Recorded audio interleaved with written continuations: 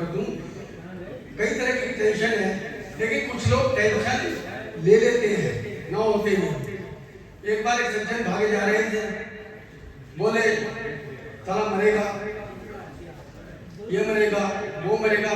तो मैंने कहा भैया क्या कह रहे हो? बोला तू भी मरेगा। अरे मैंने कहा मरना तो एक दिन सबको है ही, तो तुझे क्या दिक्कत है? बोला मुझे यही तो दिक्कत है, यही तो टेंशन है कि जो सबसे आखिरी में मरेगा उसे लेके कौन जाएगा। तो टेंशन भाई साहब कुछ लोग खरीद अपने आप ही ले लेते हैं टेंशन में। तो मैं, अगर आप टेंशन फ्री होना चाहते हैं तो अपने लक्ष्य को एक लक्ष्य मानकर कार्य करें तो आपको सफलता हमेशा मिलेगी। एक बार एक गांव में पंडित जी रहते थे, उनका एक काम था, घर के चौखट पे बैठ जाते थे बाहर और जो भी निकलता था उसे गालियां देते थे, जो भी निकलता उसे गाली दे रहे हैं। अब एक दिन उनका मरने का समय आया तो उन्होंने अपने दोनों बेटों को बुलाया और कहा कि यार बेटा मैंने तो जिंदगी भर लोगों को गालियां दी हैं, कोई भी मुझे अच्छा नहीं कहता, लेकिन तुम्हें ऐसा काम करना है कि लोग मुझे अच्छा कहें।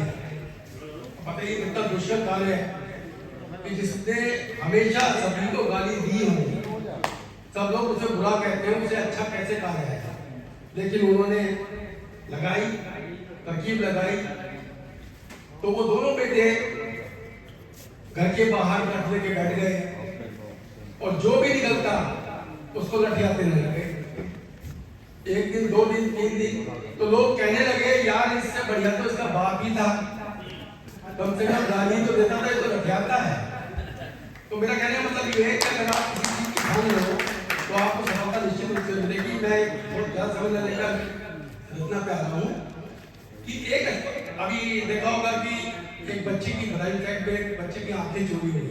बच्चे क्या मतलब मरने के उपरांत पोस्टमार्टम टाइम पर पता चला कि उसकी आंखें गायब हो गई। इसी से सुंदर जी देखकर से देखेगा, एक अस्पताल के एक ही बेड पर एक ही मरीज एक महीने के भीतर जब चौथी बार मुझे मिला, एक अस्पताल के एक ही बेड पर एक ही मरीज एक महीने के भीतर जब चौथी बार मुझे मिला, तो उसे देखकर मेरी सातवीं सेंस का एंटीना हिला। देखिए सबके 5 सेंस होती हैं, किसी किसी के 6 होती है, मेरे पास 7 सेंस है। और उस सेंस के नाम से मेरी पत्नी मुझे बुलाती है नॉनसेंस इधर आ। तो मेरी 7वीं सेंस का लेना यार। मैंने कहा मित्र, या तो तू इस धरती का सबसे बड़ा दुष्ट है, या फिर ईश्वर ही तुझसे दुष्ट है, या फिर अस्पताल का खाना तुझे बहुत भाता है, या फिर किसी महिला स्टाफ की तरह कोई अंतर मिलता है। बोला भाई साहब आपका सोचना 100% सही है और आपके प्रति मेरे भी विचार यही है, क्योंकि जब जब भी मैं यहाँ आया हूँ आपको भी तो पाया हूँ। मैंने कहा बेवकूफ, मैं यहाँ आता नहीं, बुलवाया जाता हूँ। ऑपरेशन से पहले मरीजों को अपनी कविता सुनाता हूँ। मेरी कविता सुनकर मरीज गहरी नींद हो जाता है। एनेस्थेसिया का पैसा तो बचता ही है, ऑपरेशन भी आराम से हो जाता है। तू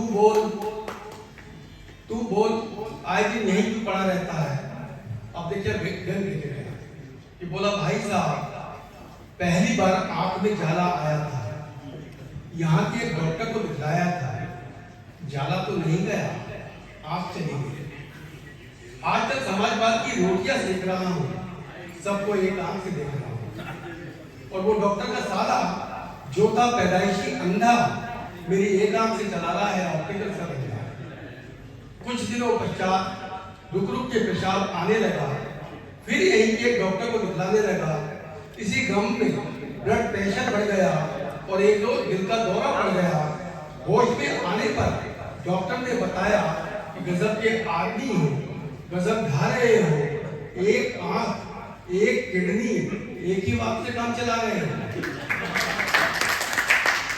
मित्र बहुत घबरा गया हूँ, पहले आंख फिर किडनी, अब दिल का एक बाल गवा गया हूँ। मैंने कहा बेवकूफ, जब तुझे पता है कि तेरे साथ यहाँ ये सब कुछ होता है, फिर भी तू यही क्यों आता है? कहीं और जाकर के क्यों नहीं दिखलाता है? बोला आप दिखलाने के लिए बचा ही क्या है? एक पेट के सिवा सोचता हूं उसको भी निकलवा दूंगा, क्योंकि पेट शरीर का एक ऐसा अंग है जिससे हर कोई तंग है। कोई पेट दर्द से तंग है, कोई पेट अर्थ से तंग है।